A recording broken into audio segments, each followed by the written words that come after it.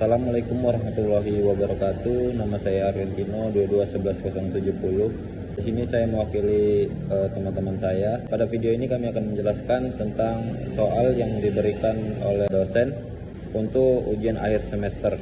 Anggota kelompok kami, yang pertama ada saya sendiri Argentino, yang kedua ada Arya Maulana, yang ketiga ada Fadia Neri, yang keempat ada Laulien, dan yang kelima ada Jelita Balkis. Untuk nomor 1 akan dijelaskan oleh Laulien dan Jelita Balkis. Untuk nomor 2 akan dijelaskan oleh Fadia Neri. Untuk nomor yang ketiga akan dijelaskan oleh Arya Maulana, dan nomor 4 akan dijelaskan oleh saya sendiri. Baik, untuk selanjutnya itu untuk nomor 1 dan 2 akan dijelaskan oleh Laulien dan Balkis. Untuk Laulien dan Balkis dipersilakan. Assalamualaikum warahmatullahi wabarakatuh. Perkenalkan, nama saya Laulien, NIM 2211025. Di sini saya akan menjelaskan nomor 1 tentang perbedaan model data rasional dan model data non-rasional. Database non-relasional adalah database yang tidak menggunakan skema tabular baris dan kolom yang ditemukan di sebagian besar sistem database tradisional. Sebaliknya, database non-relasional menggunakan model penyimpanan yang dioptimalkan untuk persyaratan spesifik dari jenis data yang disimpan. Perbedaan utama antara data relasional dan data non-relasional, atau disebut juga sebagai NoSQL, terletak pada struktur penyimpanan dan model perorganisasi datanya. Berikut adalah beberapa perbedaan kunci antara keduanya. Data relasional. A. Struktur tabel. Data relasional disimpan dalam tabel yang terhubung satu sama lain melalui kunci primer dan asing. Tabel-tabel ini membentuk skema yang berstruktur dan terorganisir. B. Penggunaan SQL. Data relasional menggunakan SQL untuk mengelola dan memanipulasi data. SQL menyediakan query dan perintah standar untuk melakukan operasi pada data. C. Transaksi ACID. Database relasional mematuhi prinsip ACID, atomicity, consistency, isolation, durability, yang menjamin keandalan transaksi. D. Skema terdefinisi secara ketat. Skema database relasional biasanya harus didefinisikan sebelumnya dan tidak mudah berubah. Data non-relasional atau NoSQL. A. Struktur fleksibel. Data non-relasional tidak memiliki skema yang terdefinisi dengan ketat. Struktur data bisa fleksibel, memungkinkan penyimpanan berbagai jenis data dalam format yang tidak terstruktur. B. Model data yang beragam. Ada berbagai model data NoSQL, termasuk dokumen, grafik, kolom, dan basis data berorientasi kunci nilai. Model-model ini dirancang untuk memenuhi kebutuhan spesifik aplikasi atau kasus penggunaan tertentu. C. Pemrosesan horizontal. NoSQL seringkali dirancang untuk mendukung pemrosesan horizontal atau scaling out dengan menambahkan lebih banyak server atau node. D. Performa tinggi untuk beban kerja tertentu. Database NoSQL dapat memberikan performa yang lebih baik dalam skenario tertentu, terutama ketika berurusan dengan volume data yang besar atau beban kerja yang mendukung distribusi data. E. Tanpa transaksi ACID atau sebagian. Beberapa database NoSQL tidak sepenuhnya mematuhi prinsip ACID. Beberapa lebih fokus pada ketersediaan dan partisipasi data atau AP dari CAP Theorem yang dapat menghasilkan konsistensi eventual. Assalamualaikum warahmatullahi wabarakatuh. Perkenalkan, nama saya Jelita Balkis Anugrah dengan NIM 2211005. Di sini saya akan menjelaskan tentang fungsi SQL dalam pengolahan data dan pentingnya normalisasi dilakukan dalam basis data. Oke, yang pertama itu fungsi SQL dalam pengolahan basis data. Nah, SQL itu kepanjangan dari struktur query language, adalah bahasa yang digunakan untuk berinteraksi dengan basis data relasional.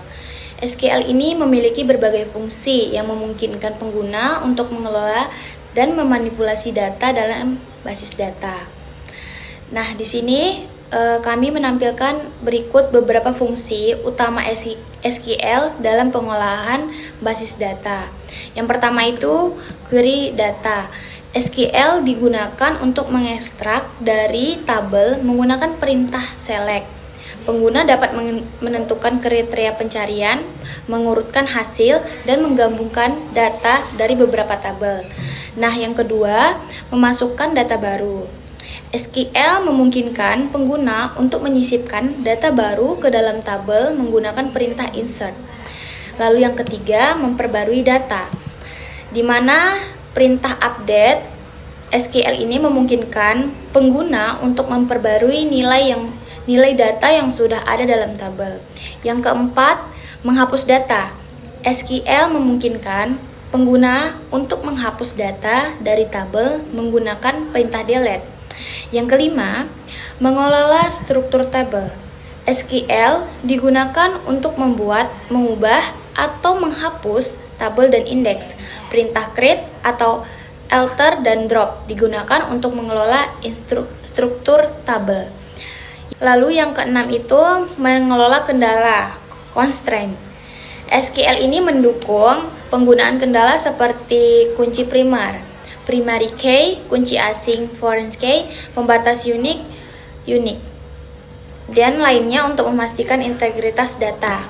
Yang ketujuh, pengelolaan transaksi. SQL ini mendukung transaksi yang memungkinkan pengguna untuk mengelola operasi-operasi basis data yang terdiri dari serangkaian perintah yang harus dijalankan secara bersama-sama atau otomik dan aman. Dan yang ke-8, menggunakan fungsi dan operasi.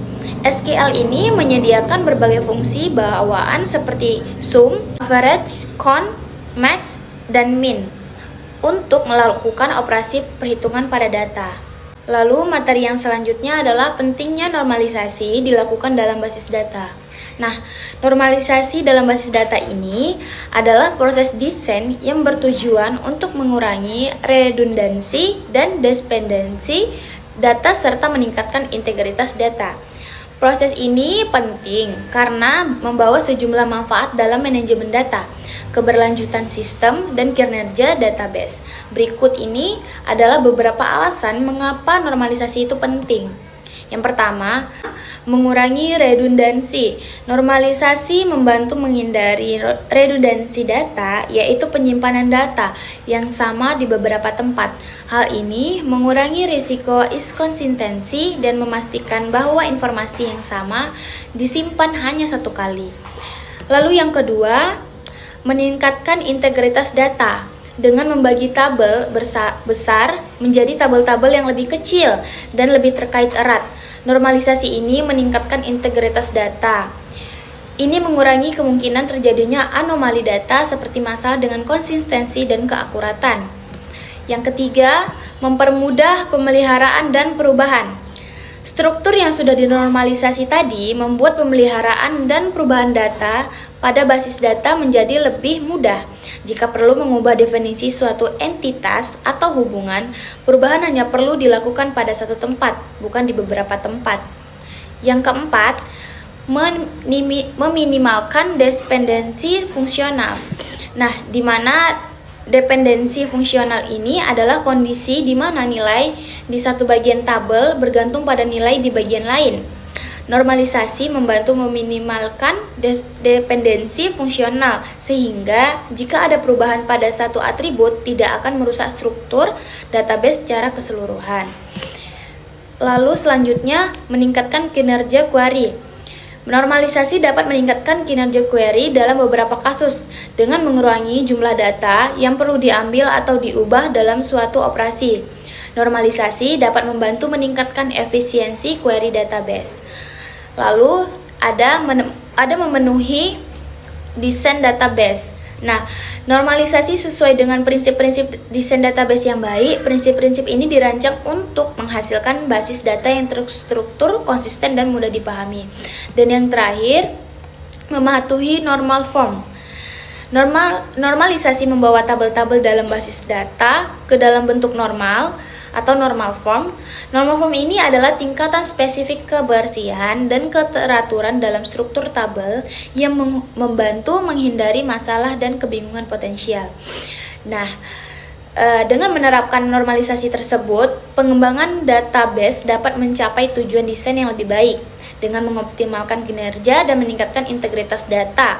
Namun, penting juga untuk diingat bahwa terlalu banyak normalisasi dapat menyebabkan kompleksitas yang berlebihan dan pemilihan tingkat normalisasi harus disesuaikan dengan kebutuhan spesifik proyek atau aplikasi. Assalamualaikum warahmatullahi wabarakatuh. Perkenalkan, nama saya Fadiana Fareza dengan NIM 2211077. Di sini saya akan menjelaskan nomor 2, yaitu tentang skenario penggunaan sistem informasi sekolah.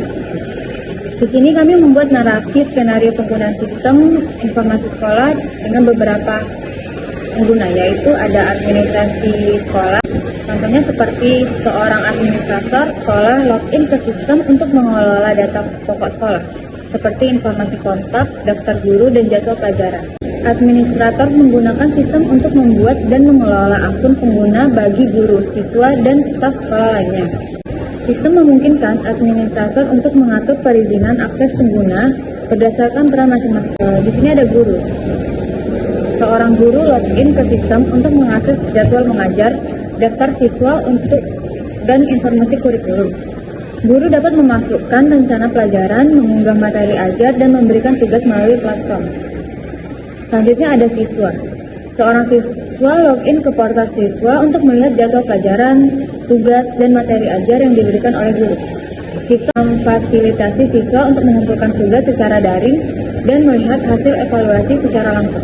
Portal siswa juga memberikan akses informasi ekstrakurikuler, jadwal ujian, dan pemberitahuan penting lainnya. Selanjutnya ada orang tua. Orang tua login ke portal orang tua untuk mengakses informasi akademik anak, termasuk nilai, absensi, dan pemberitaan dari sekolah. Sistem memberikan informasi melalui notifikasi otomatis tentang kehadiran siswa, pengumuman sekolah, atau perubahan signifikan dalam performa akademik anak. Yang terakhir ada kepala sekolah. Kepala sekolah menggunakan sistem untuk melihat laporan akademis, absensi, dan analisis data sekolah secara keseluruhan. Sistem menyediakan alat untuk membuat laporan evaluasi kerja dan mengelola proyeksi anggaran sekolah. Kepala sekolah dapat menggunakan data dari sistem mengidentifikasi area perbaikan, merancang strategi peningkatan mutu pendidikan. Dengan skenario penggunaan ini, sistem informasi sekolah membantu digitalisasi dan mengintegrasikan berbagai aspek administrasi sekolah, memberikan manfaat bagi semua kepentingan untuk lebih efisien dan efektif menjalankan kegiatan pendidikan. Yang kedua, ada 5 entitas yang akan dicakup dalam sistem informasi sekolah. Ada siswa, mata pelajaran, guru, kelas, nilai siswa. Yang pertama, siswa. Penjelasannya adalah representasi dari sistem siswa yang terdaftar di sekolah.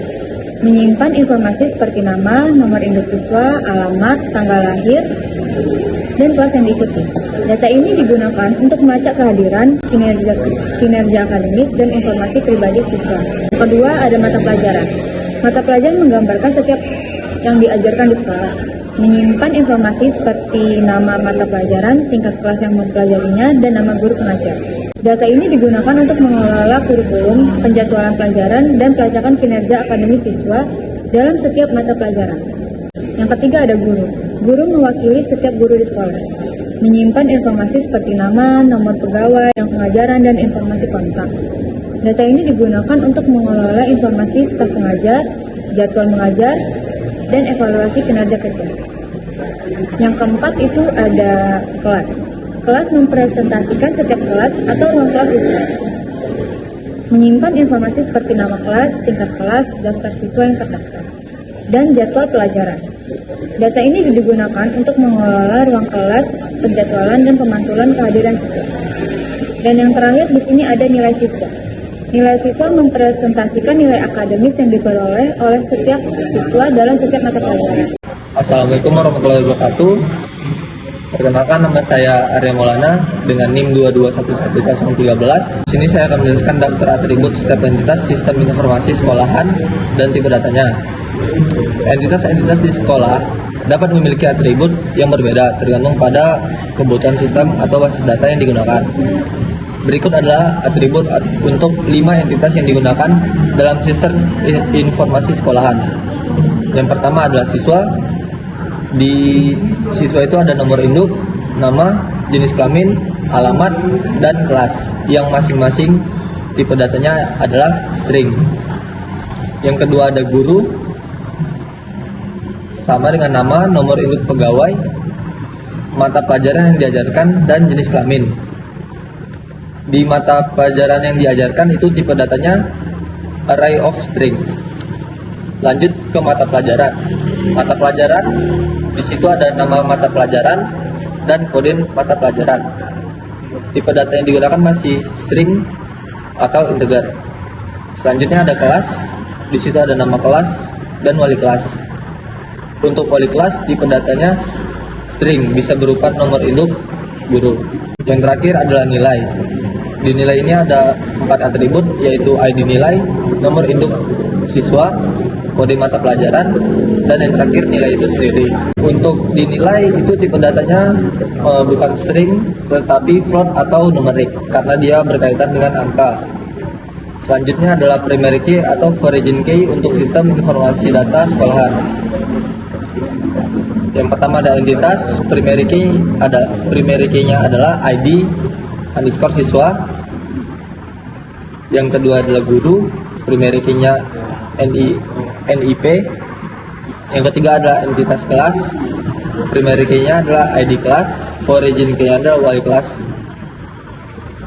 Yang selanjutnya entitas mata pelajaran, primary key-nya ID underscore mata pelajaran, dan yang terakhir entitas nilai, primary key-nya ID nilai, origin key-nya siswa underscore, merujuk ke NIA di entitas siswa.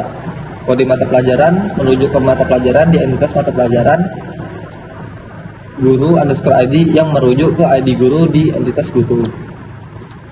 Dan yang terakhir yaitu gambaran relasi antar entitas sistem informasi sekolahan.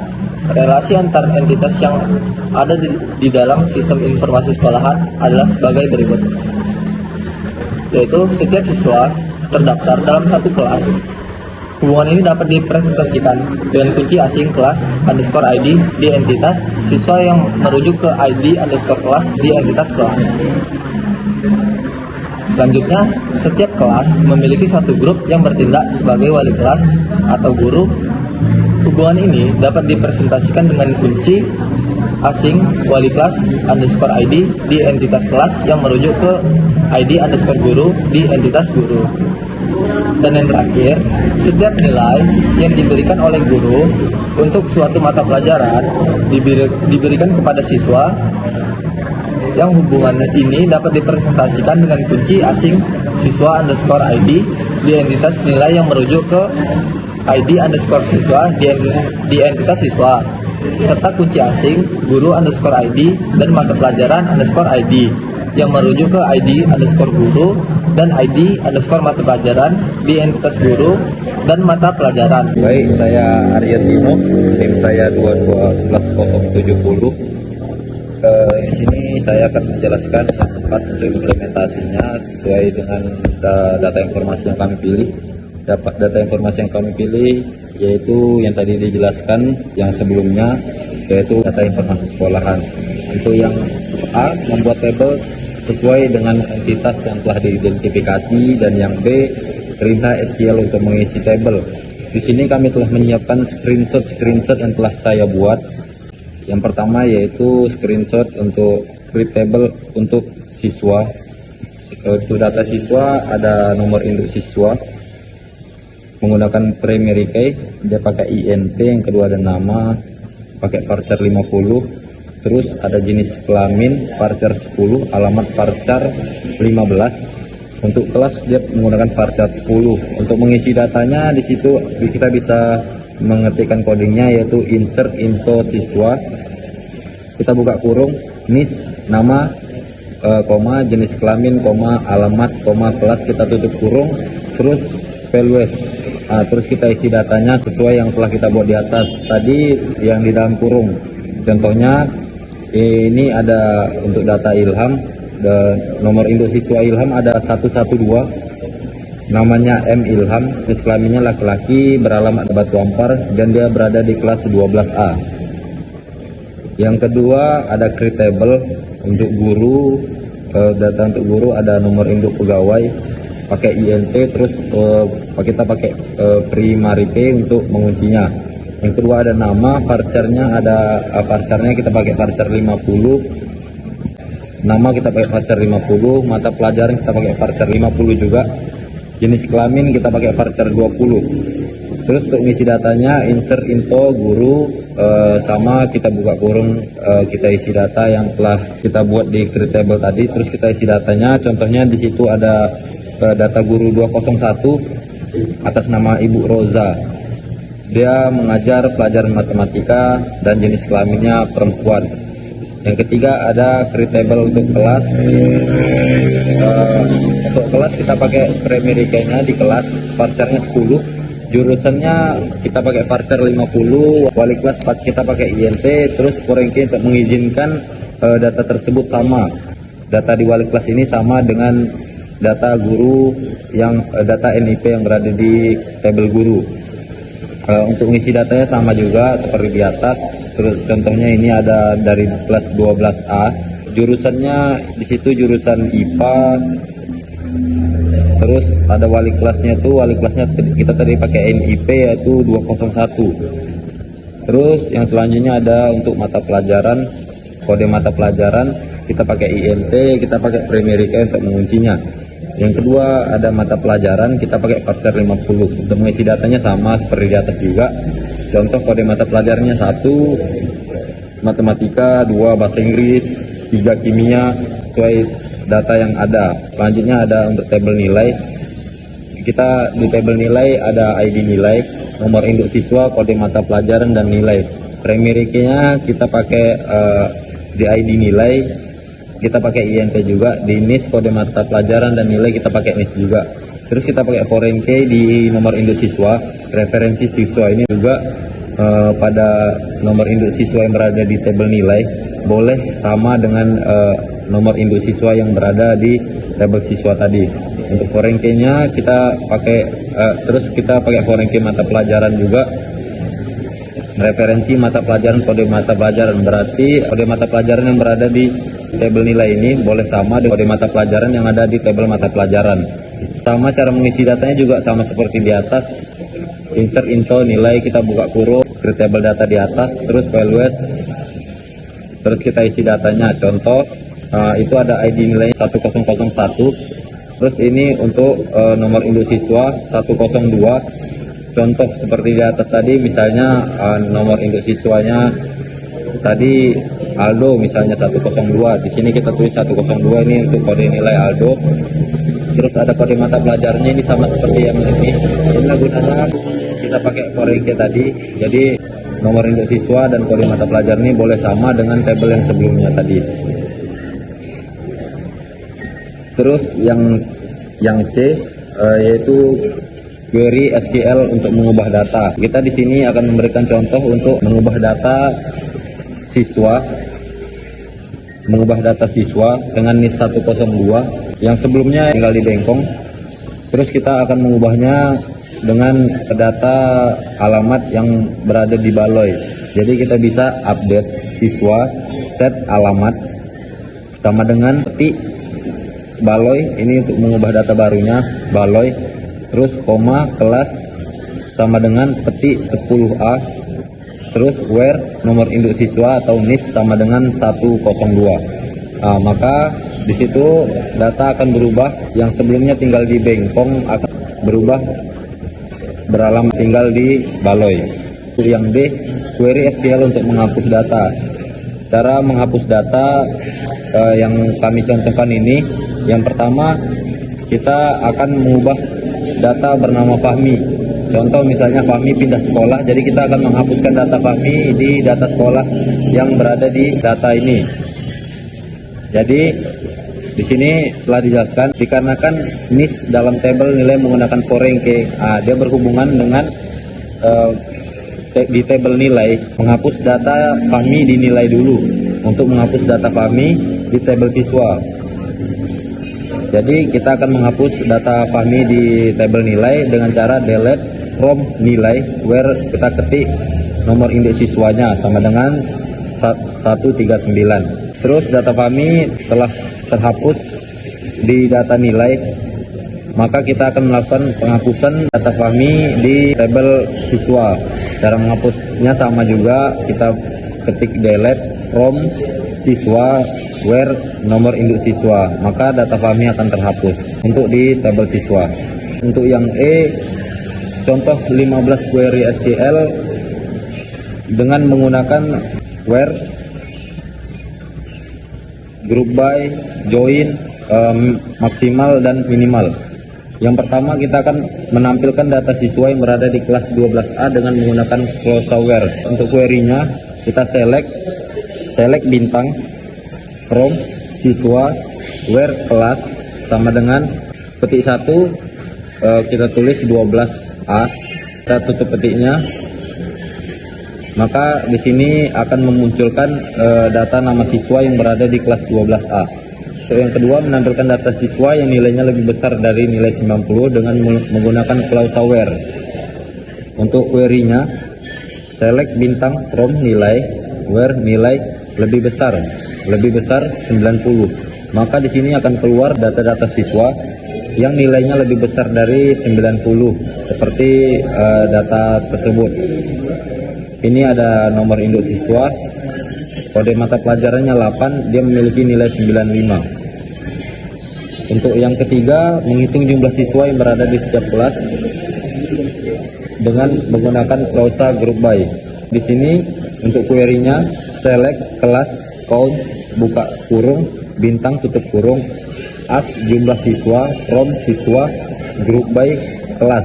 Di sini akan tertampil jumlah siswa yang berada di masing-masing kelas, kayak 10A jumlah siswanya ada 2, ini contoh aja. Untuk kelas 10B jumlah siswanya ada 1, kelas 10C jumlah siswanya ada 1. Untuk yang keempat, menampilkan data siswa yang memiliki nilai tertinggi dengan clause where.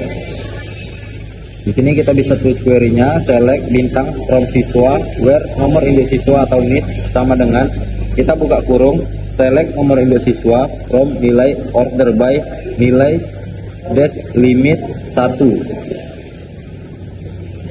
Jadi di sini akan muncul nilai data siswa yang memiliki nilai tertinggi. Di sini data siswa yang memiliki nilai tertinggi yaitu dengan nomor induk siswa 102 atas nama Aldo. Selanjutnya itu menampilkan data siswa yang memiliki nilai terendah dengan menggunakan clause where sama dengan di atas, bedanya cuman yang di atas tadi kita pakai dash, yang di bawah ini kita menggunakan ASC 1. Maka di sini akan tertampil data siswa yang memiliki nilai terendah dengan nomor induk siswa 111 atas nama Iqbal. Yang keenam, menampilkan data rata-rata siswa di setiap kelas dengan menggunakan clause join dan group by.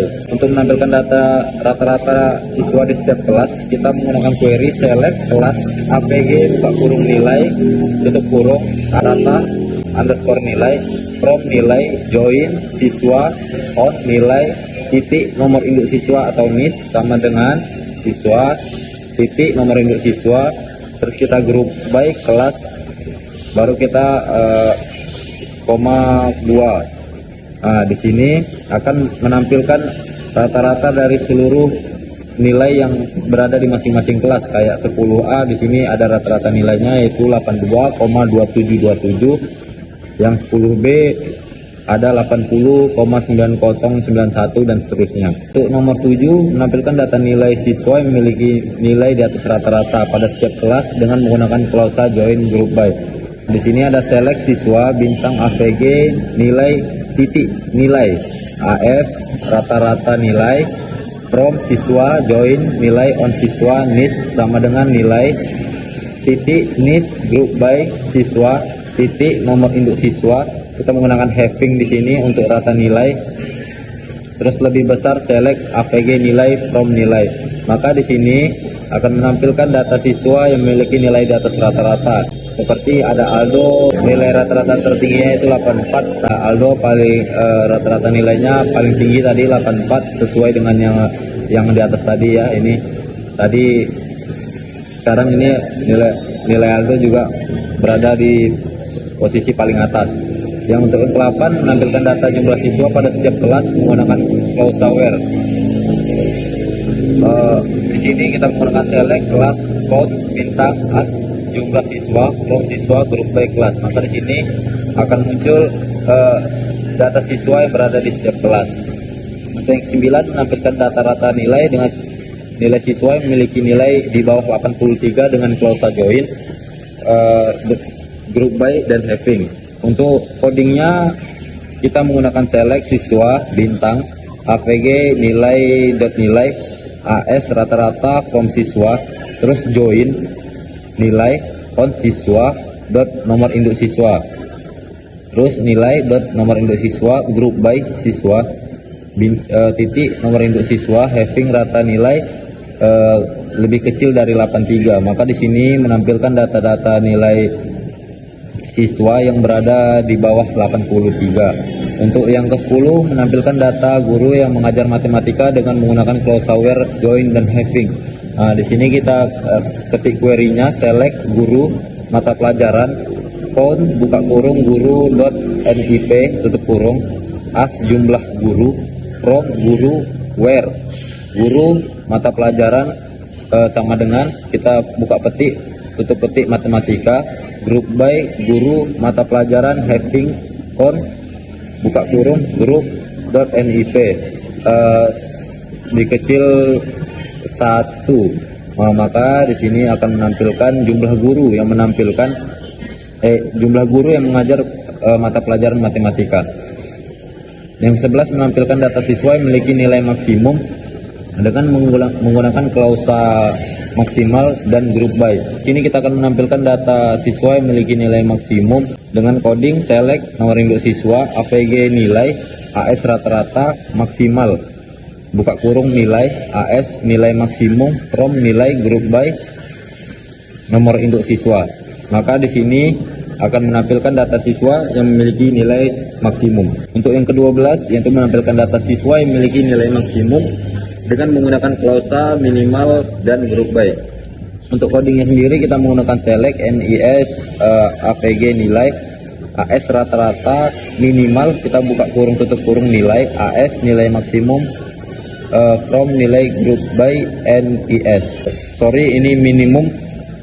Maka di sini akan menampilkan data siswa yang memiliki nilai minimum. Terus nomor 13 menampilkan data nilai tertinggi siswa dengan menggunakan klausa join, where, maksimal dan group by. Kita menggunakan codingnya sendiri select siswa bintang nilai dot nilai from siswa join nilai on siswa nomor induk siswa atau NIS sama dengan nilai titik NIS where kelas buka kurung tutup kurung kelas koma nilai in buka kurung select kelas koma maksimal nilai from nilai group by kelas. Maka di sini akan menampilkan jumlah siswa yang memiliki nilai tertinggi di setiap kelas. 14 yaitu menampilkan data nilai terendah siswa di setiap kelas dengan menggunakan klausa join, where, min dan group by. Ini sama dengan di atas, bedanya ini hanya diganti tadinya maksimum kita ganti di sini minimum. Maka akan muncul data-data siswa di setiap kelas yang memiliki nilai minimum. Terus yang ke-15 yang terakhir ini ya, menampilkan alamat siswa yang beralamat di Batu Ampar dengan Clauseware. Maka kita buat codingnya select from siswa where alamat sama dengan kita buka petik Batu Ampar tutup petik. Maka di sini akan menampilkan data-data siswa yang tinggal di Batu Ampar. Sekian data yang saya jelaskan. Sekalian penutupan, terima kasih telah mendengarkan video ini. Kami tutup. Assalamualaikum warahmatullahi wabarakatuh.